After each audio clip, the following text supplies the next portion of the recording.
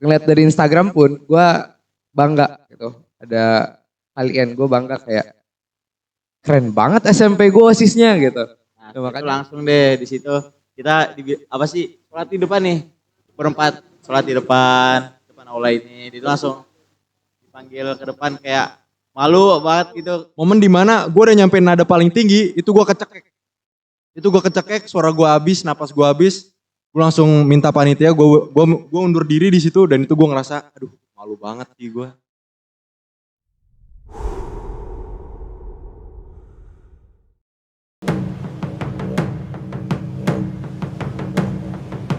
Assalamualaikum warahmatullahi wabarakatuh. Halo teman-teman alias Bin, kembali lagi dengan kita di acara Kolak, kajian obrolan antar kita 2023 bersama kami berdua, saya Kakak dan saya Laga yang akan memandu acara pada kali ini. Oke, sebelum kita mulai boleh nih Kak perkenalkan diri dan latar belakangan. Dipersilakan dari Ya, assalamualaikum warahmatullahi wabarakatuh. Perkenalkan nama saya Muhammad Ray Syarif. Untuk asal sekolahnya dari SMK Pesat. Kalau organisasi gitu kasih tau nggak? Kayak ikut organisasi apa gitu. Kalau untuk organisasi sih ada dua. Pertama OSIS, kedua di rumah ada ikut organisasi Karang Taruna. Itu apa? Ya, assalamualaikum warahmatullahi wabarakatuh. Kenalin, nama gue Noval Fadilah. Gue adalah alumni SMP TLS Min angkatan 21. Sekarang gue sekolah di SMA Negeri 2 Bogor. Untuk ikut organisasi, alhamdulillah sekarang gue bisa menjabat jadi ketua MPK periode 2022-2023 di Semanda. Assalamualaikum warahmatullahi wabarakatuh. Perkenalkan nama saya Dava Putra Naba dan sekarang saya sekolah di SMA Negeri 2 Bogor. Dan untuk organisasi yang saya ikuti itu ada kelompok ilmiah remaja IPA Semanda dan jabatan saya di situ sebagai ketua KIR IPA Semanda. terima kasih ya. Insya Allah nih bisa jadi motivasi untuk kita untuk ikut organisasi-organisasi dan aktif. Oke nih Kak, pengalaman Kakak berorganisasi itu di SMPT Aliasmin itu sebagai OSIS di angkatan berapa aja sih Kak? Oke, ini di sini kayaknya yang OSIS di sini saya aja ya. Iya, kayaknya. Oke, jadi saya pernah ngejabat jadi wakil ketua OSIS bidang rohani dan jasmani kalau nggak salah waktu itu. Di angkatan 18-19 gitu. Waktu itu OSISnya Syukron kalau nggak salah ya. Itu pernah ngejabat di situ pas kelas 7, terus pas kelas 8 kayaknya udah nggak dilanjutin lagi si OSISnya. Menurut Kakak, apa saja sih pelajaran yang bisa kita ambil dari kisah Rasulullah dalam menambah ilmu di bulan Ramadan? Bismillahirrahmanirrahim, izin menjawab. Pelajaran yang dapat kita ambil dari selama bulan Ramadan itu Rasulullah sebagai yang kita tahu itu sebagai menjadi suri teladan kita dalam agama Islam itu sendiri. Yang pertama itu kita dapat meneladani sifat Rasul yang bisa menahan hawa nafsu segala macam dan untuk tindakannya kita lebih memikirkan lagi tentang membaca Al-Quran, lalu kita memperbanyak doa, lalu memberi iftar. Yang dimaksud iftar itu adalah memberi makan orang yang berbuka. Lalu kita juga bersedekah sebagai tindakan kita untuk meningkatkan tingkat kedermawanan kita terhadap sesama. Ya. Oke, paling dari saya tambahan tadi mungkin iftar, terus mengaji tadi ya. Paling kalau dari saya apa yang dari Rasulullah itu melakukan hal baik saja, melakukan hal baik. Pokoknya perbanyaklah amal di bulan puasa ini gitu.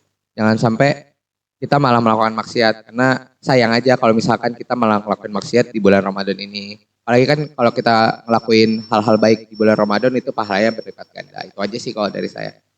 Oke, dan Kalau dari saya sendiri sih lebih ke kita nih kan pada bulan puasa ini ya Ramadan lebih ngemaksimalin buat dapetin banyak pahala, jadi nabung pahala tuh di Ramadan kayak sayang nggak sih kalau misalkan kita cuman sekedar kayak puasa, tapi kita nggak terawih, itu kita juga masih ninggalin sunah-sunahnya.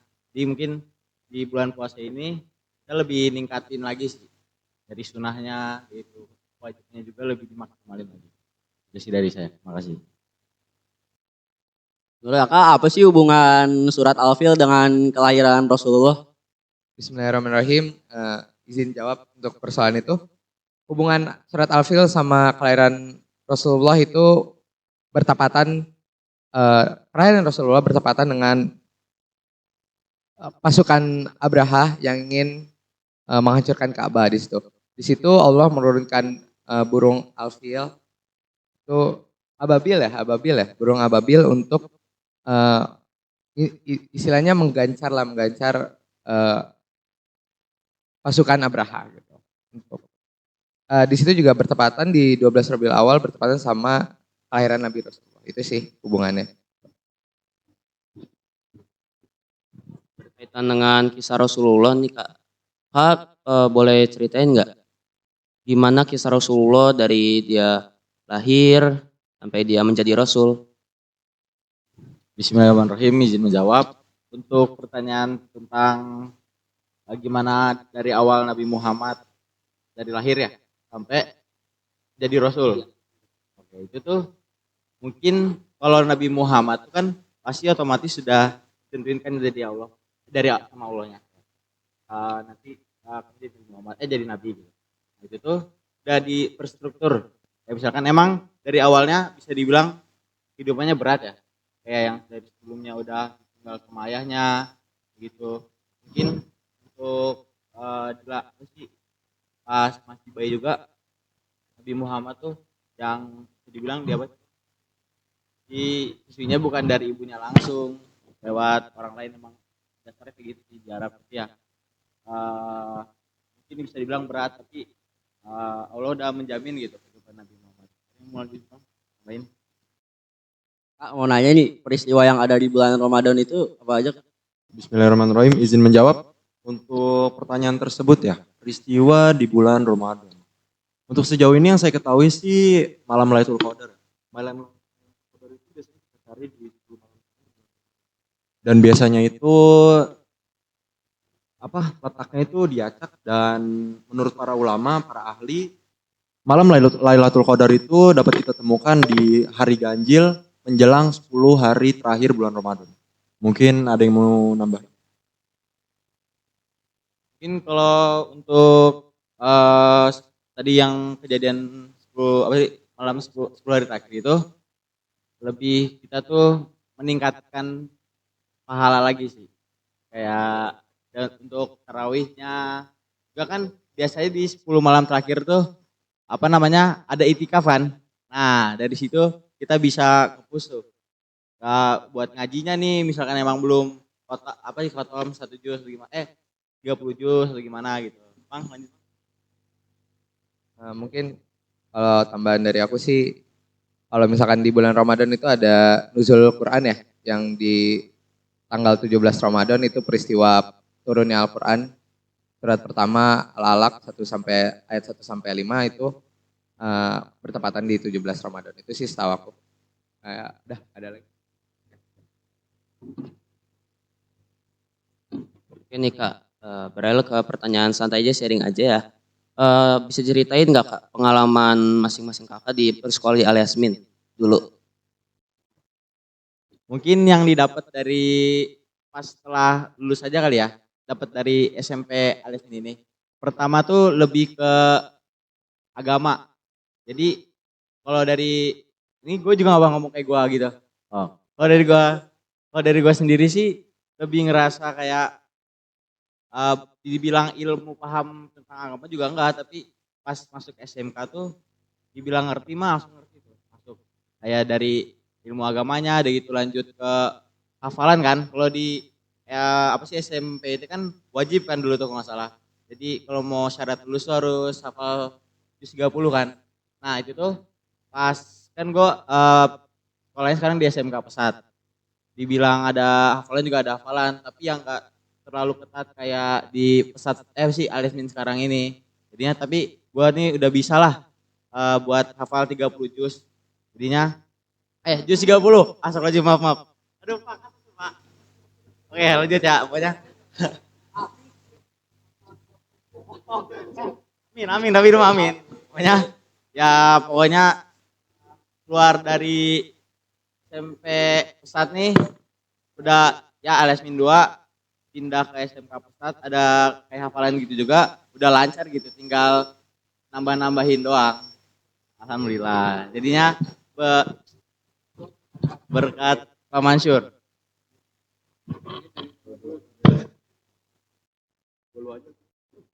Oke, mungkin dari sharing aja kita ya, dari pengalaman gue sendiri itu yang paling kerasa tuh ya komunikasi antara Ikhwan dan Akhwat.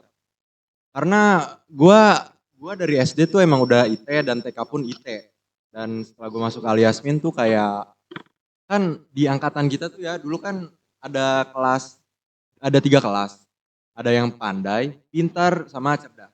Dan pintar sama pandai itu khusus yang cowok-cowok, yang Ikhwan. Dan sementara buat yang akhwat itu dibagi ke yang cerdas. Dan di sana tuh kayak itu tuh nggak dicampur. Jadi kayak yang cerdas itu khusus cewek, akhwat maaf. Dan yang pandai dan pintar itu khusus Ikhwan.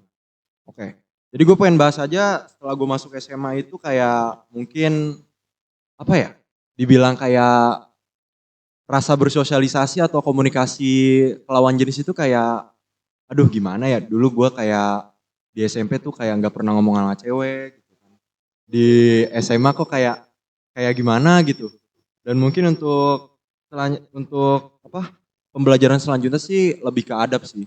Jadi kayak selama di SMP TLS Min 2 itu kita diajarin banyak adab, mulai adab dari melakukan segala sesuatu yang kecil sampai melakukan segala sesuatu yang besar. Seperti kegiatan sehari-hari ataupun mungkin itu aja. Sesi sharing gue, mungkin bisa lanjut ke teman gue selanjutnya. Bismillah izin menjawab. Untuk pengalaman di Alasmin ya, mungkin kalau misalkan diceritain gimana gua 1,5 tahun atau 2,5 tahun di sini panjang ya, panjang banget karena banyak yang gua laluin di sini, suka duka, mulai dari nakalnya gua, terus dari hal baik dari hijrah lah istilahnya. Pokoknya banyak lah. Jadi kalau misalkan diceritain panjang, kita ringkas saja. Pengalaman yang gue dapet dari Alesmin itu pertama gue nggak ngerasa di SMA itu gue satu langkah lebih maju dari temen gue gitu. Dari temen gue yang SMP negeri ya. Jadi rasanya kayak, oh dia belum tahu ini gue udah tahu. Gue udah amalin ini nih dia belum. Itu sih yang kerasa banget kayak. Terus di Alesmin ini mungkin karena dulu gue SD juga bisa bilang lumayan badung. Di SMP masih ke bawah sedikit dan akhirnya dengan atas apa izin Allah kali ya, atas izin Allah dan bimbingan dari guru-guru di sini ya alhamdulillah udah bisa kuat lah imannya sekarang. Terutama untuk Pak Soheh, kalau Pak Soheh masih ada di sini mungkin gue mau ucapin terima kasih, saya mau ucapin terima kasih Bapak. Sih untuk sama kalau di Alasmin pengalaman gue dapat itu paling udah disampaikan pengalaman hafalan, terus adab, apalagi ya kalau di ini sama ini sih kedisiplinan di Alasmin kan bisa bilang lumayan ketat juga kan. Di situ jadi gue bisa belajar kalau misalkan gue tuh harus disiplin gitu hidupnya dan beneran pakai sampai sekarang gitu, di Alasmin. Itu sih kalau dari gue. Kak mau nanya nih, kan ini ada yang SMK dan ada yang SMA ya. Itu kehidupan SMK atau SMA itu gimana sih Kak? Dan saran untuk milih jurusan itu kira-kira gimana biar nggak salah jurusan gitu. Jawab ya tadi ya. Untuk pertama buat milih jurusan, itu tuh sebenarnya emang dari awal kalian harus sudah tentuin passion kalian dulu. Jadi jangan sampai kalian tuh yang ditunjuk sama orang tua kayak ngikut-ngikut aja gitu, walaupun bukan passion kalian. Tapi kebetulan emang gua bisa dibilang apa ya? Dibilang terpaksa, ya terpaksa. Tapi karena emang mungkin itu jalannya kali ya. Jadinya gua ngejalanin seenaknya gua aja emang awal kebetulan jurusan gua RPL. rekayasa perangkat lunak. Jadi itu tentang kayak ngebuat software, aplikasi kayak website gitu.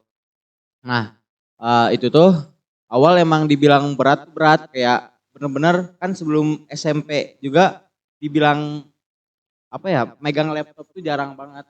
Jadi kayak tiba-tiba nih pas SMK disuruh buat kayak apa ya, dibilang pemrograman gitu. Bener-bener kaget gitu kayak yang awalnya gak tahu kontrol plus atau kontrol plus gak kontrol C. Nah awal tuh gak ada tahu soalnya kan SMP juga gak ada belajar gitu kan. Nah pas gue masuk SMK, gue ditunjuk masuk jurusan RPL tuh bener-bener kaget kayak ini apa ya kontrol C, ini apa ya kontrol V. Nah itu emang dari awal kalau misalkan emang kalian mau ngambil apa ya SMK, itu harus udah dilatih dulu sebelumnya. Kalau gue emang sebelumnya belum ada latih jadi cuman modal disuruh sama orang tua nih masuk itu. Nah, jadi harus ada persiapan terlebih dahulu. Nah, ada gitu untuk selanjutnya sih kan kebetulan di SMK gue kan di Pesat ya. Jadinya tuh kalau gue sendiri ngerasanya apa ya makin lama kalau misalkan emang kalian serius buat ngelakuinnya, ngerjainnya, itu bakal lancar aja, ngalir aja. Jadinya sekarang alhamdulillah buat pelajaran-pelajarannya ikut terus sih. Tapi untuk apa lagi nih setelah jurusan tadi? Kehidupan. Kehidupan SMK sama SMP. Nah perbedaannya jauh banget, drastis. Itu tuh kayak bisa dibilang 100/10 lah. Ya nggak sih? Kayak yang awalnya SMP, gue nih bisa dibilang kerjanya cuma main game doang.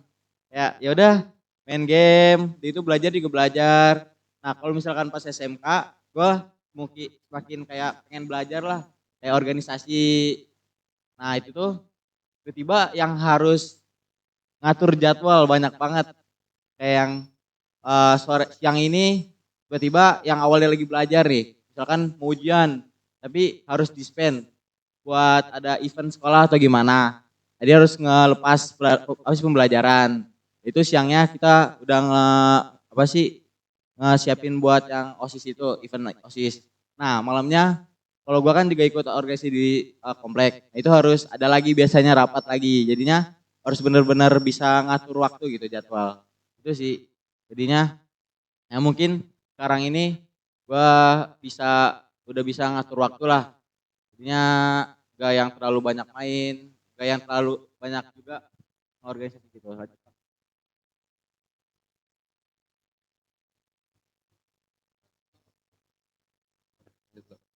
Oke, kalau misalkan untuk kehidupan di SMA dan perbedaan SMA SMP ya. Kalau misalkan bisa bilang SMP sama SMA itu gue beda banget. Benar-benar beda 180 derajat mulai dari lingkungannya, terus aturan-aturannya, pokoknya lingkungan sekitar itu benar-benar beda banget. Dan itu berpengaruh sama diri gue sendiri gitu.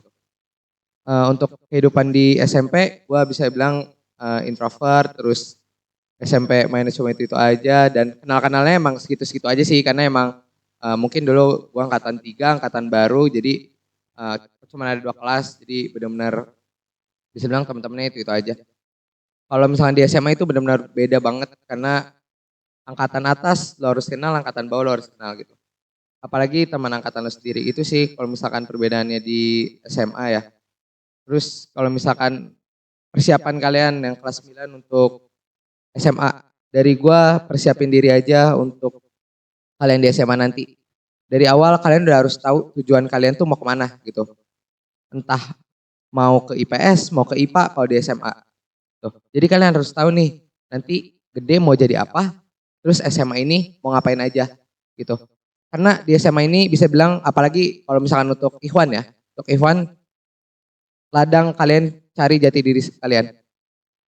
Pertemanan kalian ngebangun di sini, terus bisa bilang juga ada percintaan gitu. Pokoknya benar-benar di SMA ini benar-benar kompleks semua ada gitu. Gimana ini tinggal gimana caranya kalian tuh buat mempersiapkan kalian tuh mau jadi orang seperti apa dan bakal ngelakuin apa gitu di SMA ini. Karena SMA ini bisa bilang sangat berpengaruh untuk jenjang kalian kuliah, untuk jenjang kalian kerja nanti itu sangat-sangat berpengaruh. Jadi kalau pesan dari gue untuk kelas 9 sih, persiapin diri aja, perbanyak cari pengalaman dan perbanyak cari teman, itu sih. Kalau misalnya untuk masalah percintaan dan lain-lain itu terserah kalian lah. Tapi kalau dari gue intinya persiapkan diri kalian di SMA kalian mau ngapain aja. Gitu. Kalau dari gue sendiri sih pengalaman yang bisa gue ceritain ya kehidupan gue di SMP dan SMA itu kayak dari awal dari awal masuk SMA dibanding sama kehidupan SMP itu kayak ya udah kayak gitu-gitu aja, flat aja. Karena SMP itu gue kayak mungkin kayak orang-orangnya ya itu-itu aja. Gue kenalnya sama orang-orang itu aja dan gue itu kurang bersosialisasi sama yang cewek kan, yang karena biasanya deketnya sama cowok karena emang satu kelas cowok semua. Dan untuk kehidupan di SMP sih, di SMA sih gue pengen tekenin ke kalian sih. Karena di kelas 10 itu gue bisa dibilang introvert atau bahasa kerennya tuh no lab lah ya. No lab. Dan di situ tuh gue sadar dan segala-segalanya sendiri, mulai dari ngerjain tugas, diskusi itu kayak gue gak ada temen diskusi sama sekali. Dan gue gak pengen kalian yang SMP itu nanti ngerasain apa yang gue rasain di SMA gitu.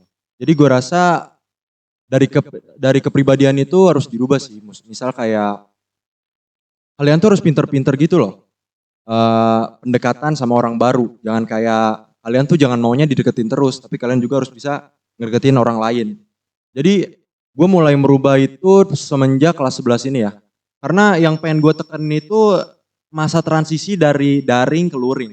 Kan dulu kita kan ada COVID-19 segala macem. Dan gue rasa itu kayak buat sekedar bergaul aja itu susah gitu di online. Dan gue pengen kayak, kita kan udah luring sekarang ya. Dan gue rasa luring itu, lu bisa deket sama teman kelas lu gitu loh. Bahkan bukan sama teman sekelas aja, bahkan sama teman seangkatan. Lu bisa lebih deket lagi bukan via online aja. Lu bisa ketemu bareng, main bareng, kumpul bareng, nongkrong bareng. Dan itu mulai gua terapin sekarang gitu loh di hidup gua. Jadi kayak gue bisa belajar bersosialisasi sama teman gua baik yang itu cowok dan sekarang gue juga mulai belajar bersosialisasi sama yang perempuan. Dan hal itu yang gak gue dapetin di SMP ini karena emang gue introvert itu dulu kan ya. Dan sekarang gue pengen mulai merubah sih. Gue nggak bisa bilang gue udah sepenuhnya berubah, tapi gue lagi ada di fase dimana gue mulai berubah dan gue mulai nerapin lebih kayak mindset gue itu kayak lu itu hidup bukan cuman sama lawan sejenis lu sesama jenis lu, tapi kayak lu juga apa ya? Dibilang percintaan sih enggak lah ya, tapi kayak lu juga harus bersosialisasi sama teman cewek. Karena ya kan juga sama yang cewek sama yang cowok sih. Mungkin itu aja sih dari gue. Apa aja nih kesan dan pesan kakak selama di SMP Ita alias Min ini? Izin ngejawab ya? Ya, santai. Oke, kalau misalkan kesan-pesan di Aliasmin ini, kesannya selama gue di Aliasmin mungkin 2,5 tahun karena kepotong COVID, itu benar-benar seru banget karena di Aliasmin ini banyak lu dapetin, banyak yang bisa lu cari gitu. Positif negatifnya pasti ada, setiap sekolah pasti ada lah. Cuman gimana caranya lu dapetin positif dari Aliasmin itu yang harus lu dapetin gitu. Harus lu serap di diri lu sendiri. Kalau dari gue pesan untuk Aliasmin sih semoga ya makin jaya aja ke depannya, makin bisa dikenal lagi oleh banyak orang lain gitu sih kalau dari gue. Momen apa aja yang kakak-kakak ini paling kenang di SMP ini? Di SMP Ita alias yang gak bisa dilupain. Momen bisa dibilang itu malu-maluin ya. Jadi itu sempat ada satu masalah, posisinya gua tuh mau ada kelasan buat tim gitu, tim futsal.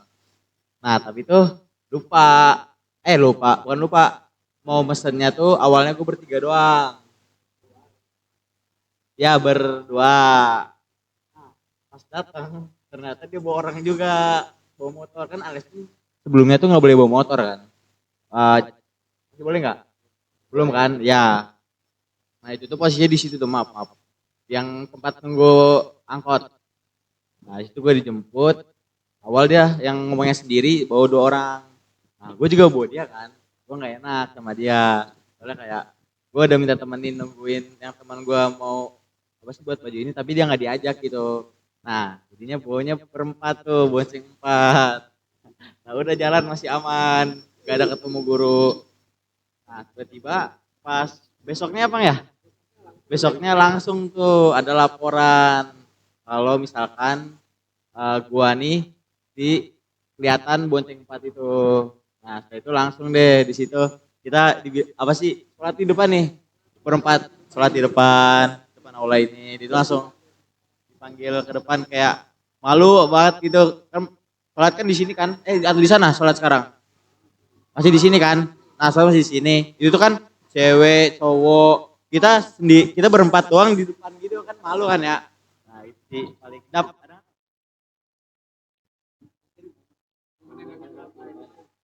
Kalau dari gue sendiri sih momen yang gak bisa dilupain itu ya ada sih waktu Aliasmin tuh lagi ngadain suatu acara agama-agama gitu. Tapi gue nggak tahu spesifiknya itu acara apa ya waktu itu. Pokoknya waktu itu diadain lomba, ada lomba ceramah, lomba murotal, cerdas cermat. Nah, pokoknya di situ tuh gue disuruh apa ya? Sorry, tadi bukan murotal tapi lomba kori. Nah gue kan emang biasanya kan suka maju ke depan gitu ya buat mimpin baca Al-Quran segala macem. Tapi kelas gue tuh dulu waktu itu nunjuk gue sebagai buat peserta kori. Nah sementara gue tuh di SD pernah sih belajar kayak basic-basic kori, tapi gue gak mau menguasai sepenuhnya gitu loh. Jadi ada di satu kesempatan pas maju ke depan, bener-bener nervous segala macem, langsung gue all in aja, gue all out. Gue baca yang gue bisa, ternyata kan kori itu kan nafasnya harus panjang dan lu nggak boleh putus gitu loh nafas lu. Ada tuh di situ momen dimana gue udah nyampe nada paling tinggi, itu gue kecekek. Suara gue habis, napas gue habis. Gue langsung minta panitia, gue undur diri di situ dan itu gue ngerasa, aduh malu banget sih gue. Aduh harusnya gue gak nerima sih. Gue dicalonin jadi peserta kori di saat itu. Dan mungkin itu yang paling gak bisa gue lupain sih momen di sini.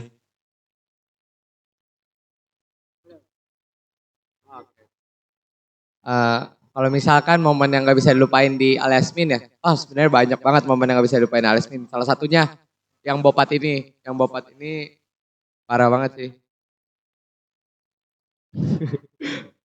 itu yang bopat itu salah satu momen yang gak bisa gue lupakan karena di situ posisinya gue tuh orang yang gak bersalah dan tiba-tiba gue disuruh maju ke depan. Kan di situ gue juga posisinya ketua kelas ya. Di situ gue langsung dibilang kayak turunin aja ini dari ketua kelas gitu. Bener-bener separah itu sih. Itu salah satu momen yang gak bisa lupain. Terus momen yang gak bisa lupain selanjutnya mungkin kejadian di temen gue. Ini mungkin agak parah kali ya. Tapi ini salah satu hal yang bikin gue inget kalau misalkan gue pernah sekolah di Aliasmin. Jadi dulu tuh angkatan gue kalau misalkan nunggu angkot kan selalu di atas itu ya jembatan.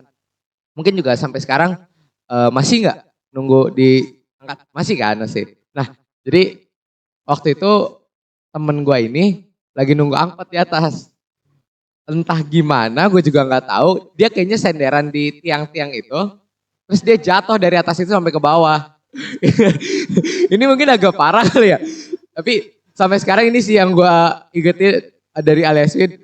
Sampai sekarang kalau misalnya temen gue tuh pernah jatuh dari 5 meter gitu. Di situ. Nah itu ada kerennya. Dia gak kenapa-napa.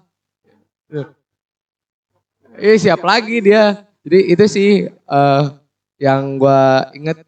Kalau misalkan untuk cerita itu tadi udah termasuk cerita sih.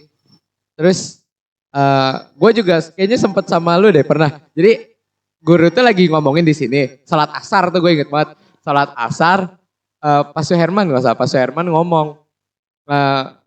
Ngeinfoin lah kalau misalnya ada yang jatuh tadi dari atas. Nah habis itu pas diumumin itu gue sama dia tuh kelepasan bercanda gitu loh, kelepasan bercanda terus ketawa cekikan kan. Nah, habis itu di sini salah satu momen yang gak bisa gue lupain juga, itu gue bener-bener dibentak di depan sini sih kayak, kalau ini tuh gak lucu, ini tuh ini gitu. Ya di situ gue juga alhamdulillah langsung dikasih daya untuk sadar gitu kalau misalkan gak boleh kayak gitu. Itu sih. Terus momen gak bisa dilupain tuh apalagi ya kira-kira? Mungkin kebersamaannya, keseruannya, terus di solid. Terus karena di sini kedisiplinannya ketat juga kita kadang suka ya culik-culik dikit lah gitu. Ngapain misalkan cabut atau apa itu sih yang di ini. Itu sih yang momen gak bisa lupain gitu. Oke. Ini Kak, mungkin untuk kakak yang organisasi bisa sharing pengalaman berorganisasi di SMA atau SMK itu gimana sih? Kayak mungkin ada yang beda dari SMP atau lebih gimana? Ya, izin jawab ya. Untuk pengalaman organisasi. Pas kelas 9 dibilang ikut organisasi kagak ada sama sekali. Tapi pas gue nyoba pas SMA, SMK, ikut organisasi itu kerasa banget tau gak sih? Kayak awal gue bisa dibilang gue introvert. Kayak ngobrol kayak sama apa ya? Ngobrol sama orang aja masih aku gitu. Kayak gak bisa lah. Tapi setelah gue masuk organisasi nih di sekolah, di komplek juga, itu kerasa banget tuh yang langsung kebentuk. Pertama public speaking lo. Dan itu gimana lu cara mengelola apa sih event gitu. Kan kalau sekarang gak tahu sih kalian udah punya apa ya proker yang lumayan gede atau gimana. Kalau gua ada tuh satu proker itu tuh yang proker tahunan. Jadi setiap tahun tuh pasti ada terus berlanjut. Nah itu kayak namanya tuh OKX Pro. Itu tuh jadi ajang kompetisi dari jurusan-jurusan tentang apa sih kayak buat website gitu. Dan itu ada olahraganya juga. Nah di situ tuh gua sebagai panitianya itu harus nyiapin dari berbulan-bulan kayak harus nentuin temanya inilah semuanya itu barang-barang yang harus diperluin pas setelah acara itu. Jadi itu bener-bener rasa banget tau gak sih kayak oh kayak gini ya ternyata berorganisasi itu sih kalau dari Izin jawab untuk pengalaman organisasi ya. Mungkin kalau misalkan menurut gua organisasi di SMP sama SMA tuh beda banget, benar-benar beda banget. Kalau misalkan di SMP, gue sendiri pengalamannya mungkin emang sedikit, tapi sempat ada beberapa pengalaman ngurus beberapa event juga di OSIS SMPT Alias Min ini. Itu benar-benar jauh beda sama ketika gue di Semanda. Mungkin pengalaman gue di SMP nggak sebanyak OSIS yang lain kayak Lulu, kayak yang ada di sini Lulu ketos angkatan kita juga. Mungkin gak sebanyak itu, tapi gue bisa bilang benar-benar beda banget. Nah, kan kalian OSIS nih, mungkin kalian bakal tahu nih nanti perbedaannya di SMA tuh kayak gimana. Makanya gue bisa bilang dan gue anjurkan untuk kalian tuh ikut organisasi, entah itu MPK atau itu OSIS gitu. Kalau misalkan kalian mau cari yang baru, tentang hal baru itu boleh di MPK. Kalau misalkan emang kalian mau ngelanjutin tentang OSIS dan memperdalam tentang OSIS itu bisa di SMA gitu. Oke, mungkin perbedaannya kalau misalkan di SMP sama SMA, di SMA tuh kita lebih advance lagi, lebih dalam lagi gitu. Dan cangkupan di SMA tuh lebih luas dibanding SMP. Mungkin kalau di SMP kita ada beberapa batasan kan, tapi di SMA tuh kita benar-benar bisa nuangin semua kreativitas kita. Jadi semua ide kita, semua apa yang kita punya itu bisa kita tuangin di situ.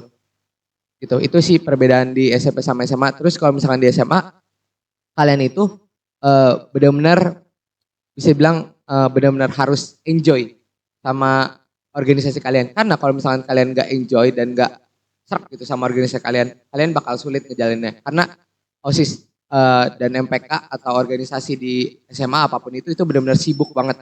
Itu bisa ngambil waktu kalian tuh 50% lebih. Nah, ini tuh tinggal time management kalian aja sih. Time management kalian sama self management kalian gitu. Itu yang harus diperhatikan. Karena emang sejujurnya benar-benar para kacau banget. Kalau dari gue lagi-lagi persiapin diri kalian karena kalian tuh bakal nemu hal baru di SMA nanti atau SMK nanti. Di jenjang selanjutnya itu kalian bakal menemukan banyak hal baru. Jadi persiapin diri kalian dan kalau dari gue harus ada sifat dari kalian yang benar-benar ingin cari tahu gitu. Ingin cari tahu gitu. Kalau misalnya kalian rasa takut salah kayak ini santai aja nggak apa-apa. Orang semua pasti pernah salah gitu. Ya intinya sih belajar aja. Kalau misalkan pengalaman dari gue sendiri untuk organisasi di SMA itu benar-benar bisa bilang lu harus siap fisik, mental, batin itu benar-benar harus siap. Harus siap semuanya, harus siap ada tekanan pasti, harus siap dari lu sendiri ada pembagian waktu ini dan lain-lain itu benar-benar harus disiapin itu sih. Kalau dari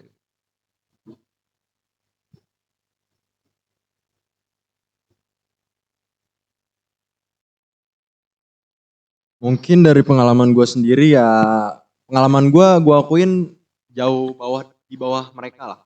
Mereka lebih berpengalaman di dalam dunia organisasi dan kalau gue tuh ya masih belum ada di tingkatan mereka lah. Gue mengakui itu. Kalau gue sih lebih kayak kalau misal kalian pengen bikin sebuah program kerja ya, pasti kalian kan pengen bikin suatu program kerja yang pastinya inovatif terus juga efisien gitu.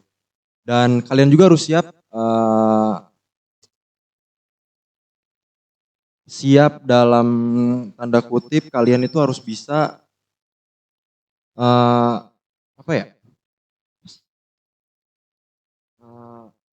Jadi gini nih, kalau gue kan lebih ke ekstrakurikuler ya, bukan organisasi yang kayak. Kalau gue sendiri tuh di dunia akhir ya, kalau di dunia akhir itu kita kan ada PJ-nya ya, penanggung jawab. Nah dari PJ-nya itu dia kasih wejangan ke kita, kalau dari beliau ini dia pengen menghidupkan suatu acara yang udah lama nggak terselenggara gitu loh. Karena alasan COVID atau segala macam itu yang selama 3 tahun terakhir, 3 tahun atau 2 tahun terakhir itu melanda Indonesia bahkan seluruh dunia ya. Dan di situ tuh kalian harus bisa nerima pressure itu loh. Pressure itu. Dan gue juga udah sharing ke anggota-anggota gue kalau tujuan kita itu ya buat ngehidupin proker ini gitu loh. Jadi kayak mungkin ada beberapa tambahan sekaligus menghidupkan kembali yang udah dibikin sama angkatan-angkatan sebelumnya gitu loh. Meneruskan tradisi segala macem. Dan mungkin itu sih ya, pressure-nya itu lebih kayak, ini kan program udah lama nggak diselenggarain gitu loh. Terus pasti ekspektasi masyarakat ke kita itu kan kayak, soalnya cangkupannya program itu dulu sekota Bogor, bahkan bisa keluar Bogor, dan di situ tuh bukan dari internal sekolahnya itu aja, bahkan dari eksternal sekolah kayak kita ngundang beberapa sekolah dari sekolah misalnya SMP 1 Bogor atau SMP yang ada di wilayah Bogor ini. Dan di situ tuh kita ngadain suatu lomba dan di situ tuh prize pool ya bisa dapat beasiswa masuk ke Semanda tanpa tes ya. Nah di situ tuh kan kayak kita dikasih beban gitu loh. Kita harus ngadain program yang istilah katanya gede lah ya. Ini gede nggak program kecil. Dan dari PJ-nya sendiri itu alhamdulillahnya kita nggak dikasih beban yang begitu berat karena dari dia pengen program ini tuh karena emang udah lama nggak diselenggarain, dia pengen kita tuh bikin program buat khusus internal sekolah aja. Jadi kayak kita menghidupkan program ini tuh secara bertahap gitu loh, step by step. Jadi kayak nggak langsung kaget gitu. Karena kan mau gimana juga gue gak punya pengalaman buat ngurus kegiatan event atau perlombaan segede itulah. Jadi kayak mungkin dari pembinaan juga dia sadar lah kalau kita tuh step by step kita butuh pengalaman buat ke jenjang yang lebih tinggi lagi bahkan ke seperti masa-masa sebelumnya gitu loh yang kota Bogor segala macam. Mungkin itu aja sih. Menurut kakak-kakak, apa aja pesan untuk OSIS dan podcast kali ini supaya kita bisa memperbaiki? Sama, yang pentingnya itu komunikasi itu harus benar-benar terjalin terus tuh. Jangan sampai dari beberapa anggotanya yang kayak gak tahu miskom, nanti pas misalkan ada lagi nyelenggarain acara gitu tiba-tiba yang gak tahu apa-apaan, itu makanya komunikasi terus harus berjalan.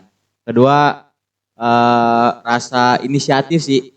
Kayak misalkan dari misalkan kamu nih ngebuat sebuah acara gitu. Nah, dari itu udah benar-benar kerja terus lah dari pagi sampai siang.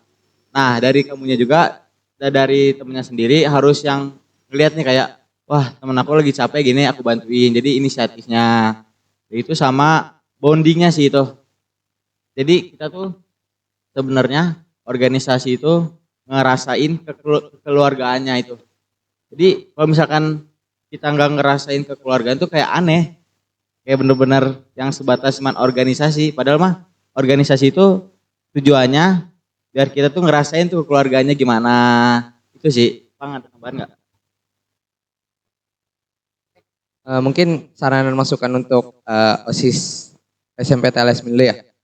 Menurut gua kita boleh kasih dulu nggak untuk mereka karena mereka keren banget sih.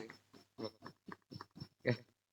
Mau apresiasi dulu untuk kalian karena ini udah improve yang besar banget dari angkatan gua. Gua benar-benar sejujurnya ngeliat dari Instagram pun gua bangga gitu. Ada kalian, gue bangga kayak keren banget SMP gue OSISnya gitu.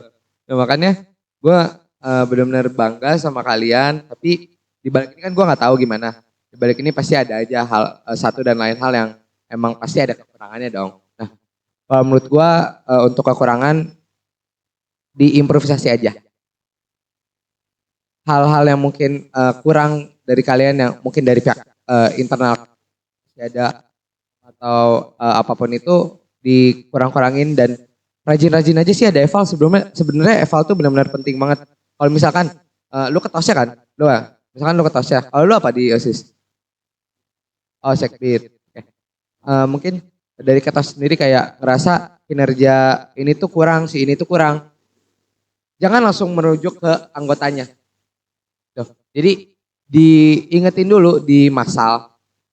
Kalau emang masih nggak bisa, pasti kan di setiap divisi itu ada ketua sekbidnya kan. Pasti ada ketua sekbid dan di situ kalian boleh banget minta tolong ke ketua sekbidnya itu untuk kayak sih ini perkembangannya gimana kalau misalkan emang dia masih banyak miskomunikasi atau apa atau misalkan dia nggak aktif. Nah, kalian bisa minta tolong dulu ke ketuanya gitu. Intinya kalau ini sih lebih ke komunikasi sih. Komunikasinya gimana caranya kalian tetap komunikasi, tetap evaluasi, tapi nggak ngurangin rasa kekeluargaan itu. Karena menurut gua organisasi ini tempat yang lu bisa benar-benar cari semuanya gitu, cari pengalaman dan lain-lain. Dengan cara ya lu harus tetap profesional, lu harus tetap kerja. Gitu. Karena kalau misalkan sama, ya kan. Jadi lu tuh harus tetap profesionalitas, tapi lu juga harus tetap ada rasa kekeluargaan. Karena OSIS atau MPK organisasi lain pun itu pasti bakalan lu bakalan kerja sama orang itu. Jadi caranya lu untuk enjoy kerja sama dia itu ya dengan cara mempererat kekeluargaan ini. Itu balik lagi ke kalian gimana entah itu main bareng atau apapun. Terus kalau misalkan untuk gua untuk perorangan ya, untuk perorangan dari kalian itu lebih ke inisiatif sama emosi sih. Lu harus bisa ngandalin emosi diri lu sendiri. Apalagi terutama lu ke tos ya. Kalau misalkan ada anggota yang ini itu, lu harus tahan emosi lu. Lu harus tahu batasan. Gitu.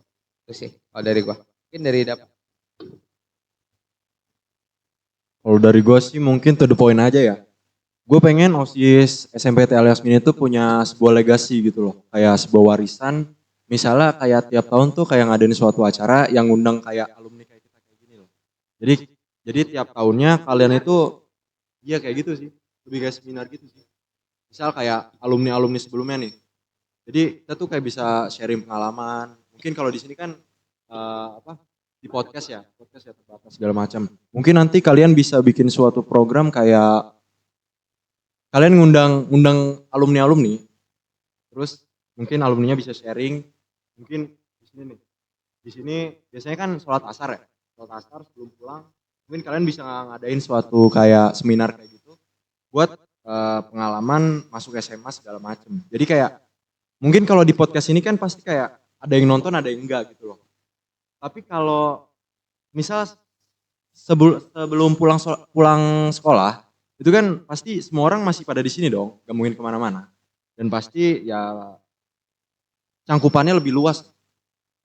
Apa yang pengen kita sampaikan juga tersampaikan ke mereka dan gak, gak apa ya, gak cuma orang yang itu aja. Misalnya kayak kalau di podcast kan ya lu misal podcast yang lu tonton itu ilmu yang berbobot buat lu itu apa dan gunanya buat lu itu apa. Tapi kalau seminar itu kan kayak sharing pengalaman segala macam dan itu dari si apa dari narasumber ke audiensnya. Jadi kayak lebih hidup gitu loh. Paham nggak? Jadi kayak mungkin itu aja sih dari gua. Mungkin sedikit tambahan kali ya untuk dari teman gue tadi. Kalau misalkan kalian mau bikin istilahnya seminar yang ngundang alumni atau apa, atau bahkan orang gitu, guest star, kalian bisa banget gitu. Jadi kalian harus punya satu setidaknya proker yang benar-benar luas, yang benar-benar mencakup dan mencakup dunia eksternal gitu. Jadi mencakup ranah eksternal. Jadi kalian tuh bakalan gampang nantinya. Kalau misalkan ditanya kalian OSIS mana, OSIS Al-Yasmin, oh yang punya proker ini ya, wah keren banget. Kalau misalkan ngundang kita alumni mungkin, itu kan masih internal. Tapi kalau misalkan kalian punya satu hal yang eksternal, itu bakal lebih bagus. Al-Yasmin, sekolah Islam, kalian bisa bikin lomba di sini. Kalian bisa bikin lomba mungkin ngundang anak SD atau antar SMP, itu bisa banget. Tapi balik lagi itu harus butuh persiapan yang panjang dan matang ya. Itu sih kalau dari gue, jadi kalian tuh harus punya ciri khas dan wajah. Setidaknya dalam 1 tahun kalian ngejabat, kalian tuh harus punya hal yang bisa kalian banggain nantinya. Kayak, gue tahun ini ada proker ini nih, bagus banget, ngundang pihak eksternal gini-gini nih. Terus tahun selanjutnya mungkin ada kelasnya, turunin lagi proker yang tadi sebelumnya, terus dia nambah proker lagi, itu kan lebih bagus gitu loh. Gitu. Jadi kalau dari gue, kalau misalkan emang mau ada forum sharing tentang ke alumni kayak gitu, kalian yang lebih, kalian sih yang harus lebih ngenalin alumni kalian tuh kayak gimana. Tuh, nanti masuk kemana dia, terus entah dia punya pengalaman apa di SMA mungkin bisa diundang gitu sih.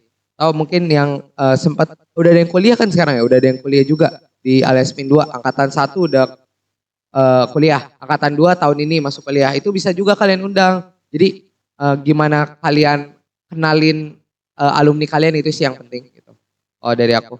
Jadi poin pertama untuk kalian tadi untuk evaluasi mungkin dari aku sama Raya, terus dari Dapa yang bilang kalian tuh harus punya hal yang wah, itu juga saran dan masukan dari kita untuk kalian. Terima kasih kepada kakak-kakak ya udah membantu podcast kali ini, udah menjadi bintang tamu. Karena waktunya juga udah cukup lama.